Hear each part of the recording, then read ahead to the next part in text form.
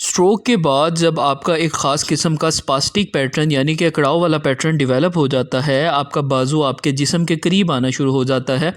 उस पैटर्न को तोड़ने के लिए कुछ ख़ास किस्म के स्ट्रेचेस होते हैं। अगर आप उनको करें तो आपका कंधा बाजू बेहतर हो सकते हैं। Welcome to our YouTube channel. देखें, स्ट्रोक के बाद आपका जब बाजू, अगर हम ये पेशेंट जो है हमारे पास, ये जब स्टार्ट में आए थे तो इनका क्या था कि बाजू बिल्कुल जिस्म के साथ रुका हुआ था। अब अगर हम इन पेशेंट को इसी तरह रखते तो इनका बाजू कभी भी सीधा ना होता। तो इसके लिए हमें पैसिव रेंज ऑफ मोशन के कुछ ऐसे ख़ास स्ट्रेच देने पड़ते हैं बाजू को, जिससे क्या है कि वो पेशेंट बेहतर होता है। यानी कि उसका बाजू जो है उसकी अलाइनमेंट बेहतर होती है, वो बेहतरी की तरफ आता है। अब अगर हम इनको इस तरह से स्ट्रेच ना दें तो इनका बाजू, इनका कंधा फ्रोज़न हो जाएगा।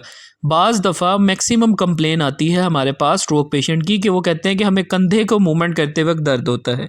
देखिए, जब आप स्ट्रोक के अंदर अपने बाजू को बिल्कुल बेसूद छोड़ देंगे, उसकी मूवमेंट नहीं करेंगे, उसके ऊपर कोई एफर्ट या मतलब कि कोई वज़न नहीं डालेंगे, तो वो आपका बाजू कमज़ोर हो जाएगा।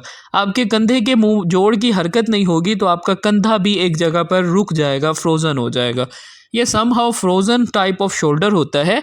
अब इसमें क्या होता है कि जब आप एक ही पोजीशन में अपना कंधा रखेंगे तो वो वहाँ पे उसका जो मतलब कि लेब्रम है, जहाँ पे वो ग्लेनॉइड कैविटी में आपका जो ह्यूमरस का हेड है वो मूव कर रहा होता है, तो वो वहाँ पर उसके अंदर आपका जो फ्लूइड है, सनोवियल फ्लूइड, वो नहीं पैदा होगा। क्योंकि जब हरकत होती है तो फिर वो फ्लूइड पैदा होता है, जब हरकत नहीं होती तो वो फ्लूइड पैदा नहीं होता। उसकी वजह से क्या है कि आपका कंधा सख्त हो जाता है, आपका कंधा जम जाता है। अब उस जमे हुए कंधे को हमें खोलने के लिए कुछ ऐसे स्ट्रेच करवाने पड़ते हैं, जिसके अंदर अब आप देखें कि आप इन पेशेंट को देख रहे हैं कि इनके हाथ भी लॉक कर दिए हैं और इनका कंधा जो है वो, अब वो जो हाथ इनके लॉक एक जगह पर रुके हुए हैं, उसकी वजह से आप कंधा भी फिक्स है, तो दरमियान के जो मसल हैं वो स्ट्रेच होंगे।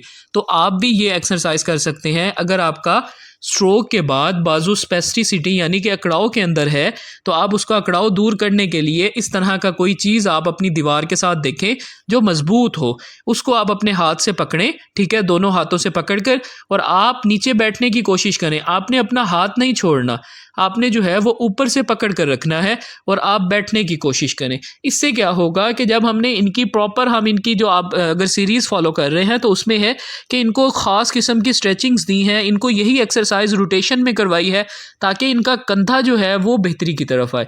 आपके कंधे के जो मसल्स हैं पड़े, वो मसल्स कमज़ोर हो जाते हैं, वही मसल आपके जोड़ को स्टेबल करते हैं।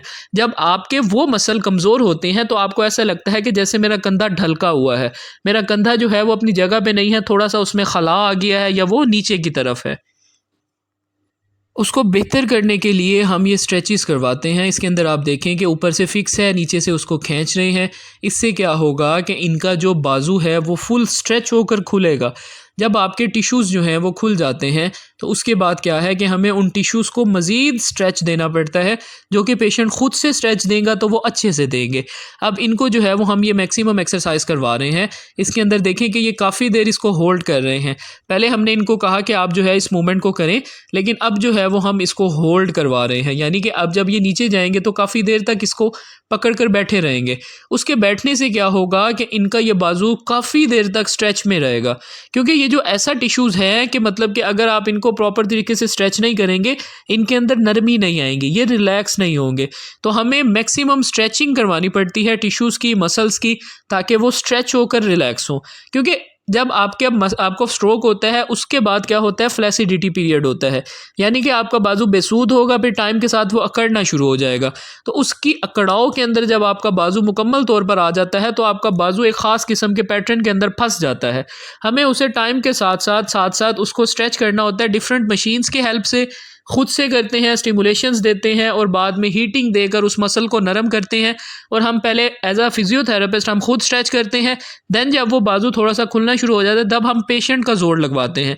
क्योंकि जब आप खुद से वो चीज़ करेंगे तो आप मैक्सिमम उसके अंदर एफर्ट जब देंगे तो आप उसको अच्छे से स्ट्रेच करेंगे। तो अब जो है वो हम इनको यही एक्सरसाइज करवा रहे हैं। आप भी इस एक्सरसाइज को फॉलो करें, ये बहुत इफेक्टिव एक्सरसाइज है आपके कंधे और बाजू के अकड़ाव को कम करने के लिए। Thank you so much.